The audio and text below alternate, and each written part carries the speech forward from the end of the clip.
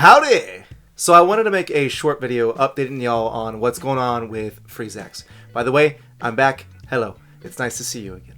I didn't and don't plan on making update videos anymore. I used to practically do them monthly. If I make an update video, I want it to be entertaining or worthwhile. So hopefully when this is done, you will click away from this video having learned something or at least chuckled.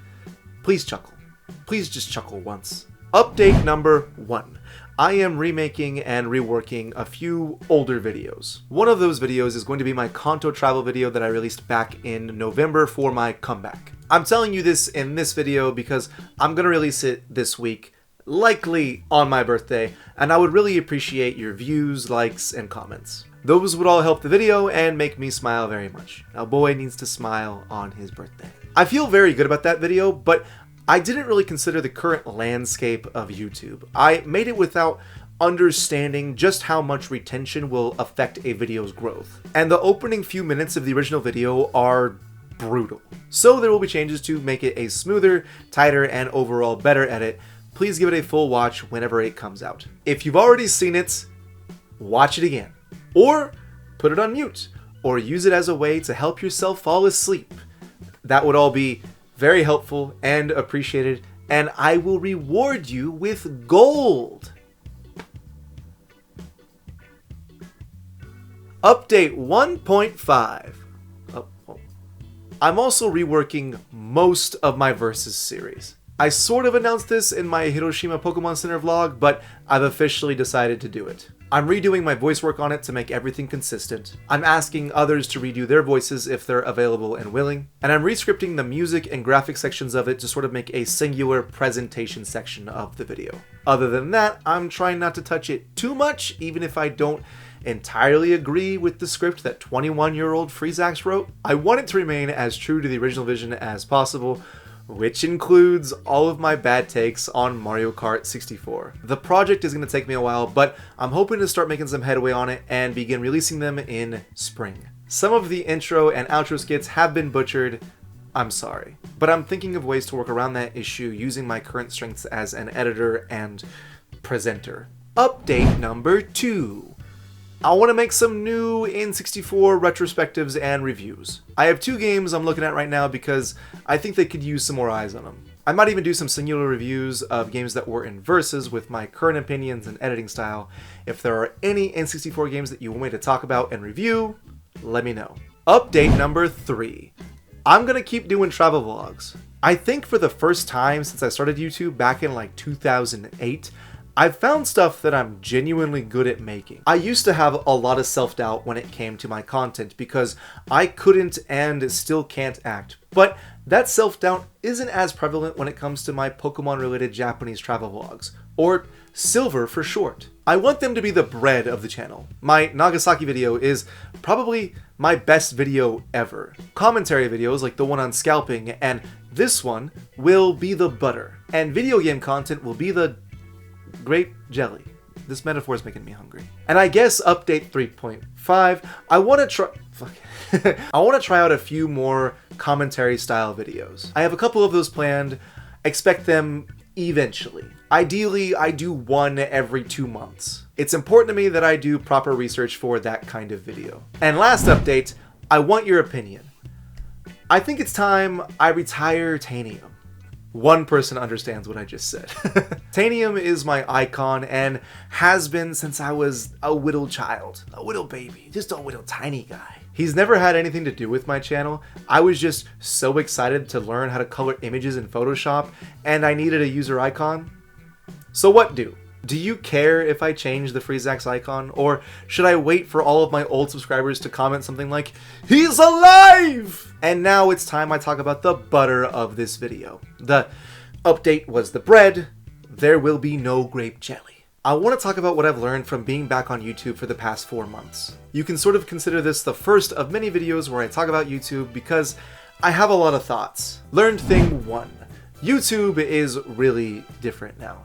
Most changes are positive, but some changes are a little bit disheartening. For example, there are successful YouTube channels about everything now. I can think of any hobby, profession, or third example, and more than likely, there's a YouTube channel with over 1 million subscribers that specializes in it. Old man yells at cloud moment, but I can remember the first year of YouTube. It was basically Naruto and Fate Stay Night AMVs. Then it turned into sketches and a place for funny people to be funny. Then a lot of weird shit because animation became popular. And the last sort of boom I can remember was when everyone, including me, was trying to be the next JonTron or Egoraptor.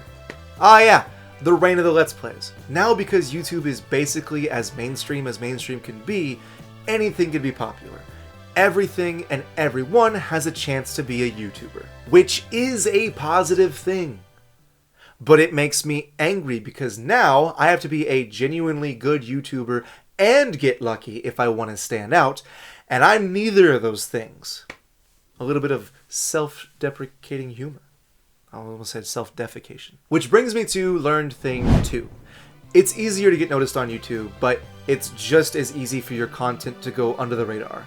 I have come across more random content from YouTubers I've never seen or heard of in the last 4 months than the 4 years that I was doing YouTube really seriously. I'll find a video that's doing real well and it's a banger, then I'll click on the channel and find that everything else is pretty much a dud. Sometimes they're duds because they're not good videos, but sometimes they're duds because the algorithm wasn't kind. I love that YouTube is giving essentially everyone a shot. There are probably really good YouTubers out there you haven't and never will see or hear from. So give those random videos in your feed a shot. You never know. Learned thing 3. I think it was a lot easier to be a well-known YouTuber and make bad content before. I'm finding that a lot of people's content isn't blowing up right now, and it's because the content isn't great. Audiences really value high quality in some aspect of your video. Professional grade editing can go a long way, or you can be an expert in your craft, or you can be real darn funny. You can be consistent and post weekly, but if the content ain't good, one video blowing up is not gonna make your channel explode. That took 30 minutes to say. I believe I'm an example of this. Keeping up old content, which is undeniably not good, is basically a repellent for new subscribers. If I want my channel to grow, I have to be the best Pokemon-related Japan travel vlogger there is. Or when and if I post new N64 retrospectives, they have to be the best N64 retrospectives on YouTube. I'll box Glenn Plant if I must. I'll do it. I learned thing 4. SEO. I don't know what. Learned thing 5. Freaky shit and hate bait is an easy way to get views. You could learn a lot by just studying Philip DeFranco titles. I practiced this by messing around. I've done a few shorts because they're fun to make and I can kind of experiment and release stuff that only I think is funny. For example, as soon as I catered to some freaky part of the internet I don't quite understand and put slurp in the title, ASMR peeps showed up. Videos with extreme words in the title will do decent, like my short of my friend Alex and her one-note reaction to any and all food. Or the short where I tried pufferfish testicles and wanted to die. I was also taken aback by just how well my scalping video did. I was literally only doing that video to get old subscribers' attention, but it did quite well, and I think it's because it's an issue that almost everyone is pissed off about.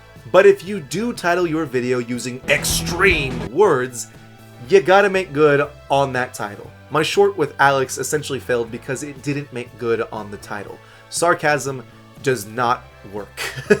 I still have a lot to learn, and I have a lot of thoughts on YouTube and how it's changed and developed over the years. I want to do a few videos on it, but I need the time to do proper research to make those videos. So expect something about YouTube in the future.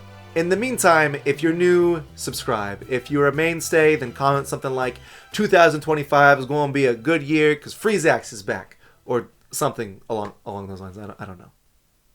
Anyways, surprise grape jelly. Here's my 1-minute review of Pilot Wings 64. Pilot Wings 64 is probably a game you've at least heard of. If for any reason you think you wouldn't be interested in trying it, let me tell you, those feelings are wrong. Despite the game looking its age and every character having skipped leg day, Pilot Wings 64 is a gem on the console. It's a game built by 3 different kinds of challenges: hang gliding, rocket belting, and gyrocoptering. To break down these challenges in their simplest forms, it's essentially flying as efficiently as possible from point A to B. Hang gliding is arguably the worst because of finicky controls and some sometimes it's a bit boring. Rocket belting is probably the most fun because the controls are intuitive and the challenges force you to be engaged rather than sitting back and waiting for stuff to happen. Gyrocoptering may be the most difficult mode, but I don't ever feel like it's an unfair difficulty. There's even a boss fight in this mode, which I wasn't expecting when I first played. The levels are designed to be played over and over again, so a lot of the gameplay is basically trial and error. Also, certain characters play better in certain modes. Last note, but the bonus modes are the best part of the game. I'm only working with 1 minute, so I can't say much else. Pilot Wings 64 gets my 6.5 out of 10. Good game.